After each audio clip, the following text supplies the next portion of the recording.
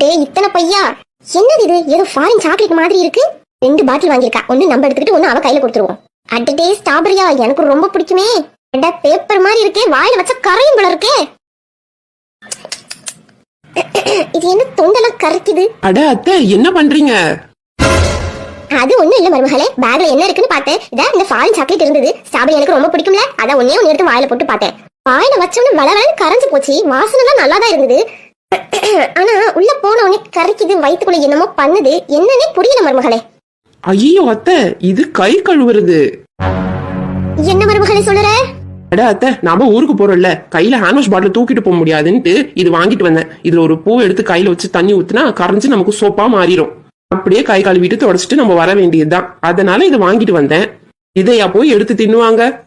ஐயோ சோப்பா, ஐயோ வயிற்று கலக்குதே அம்மா. அத்தை, என்ன ஆச்சு? அட வழிய விடு மூதேவி, வயிற்று கலக்கு.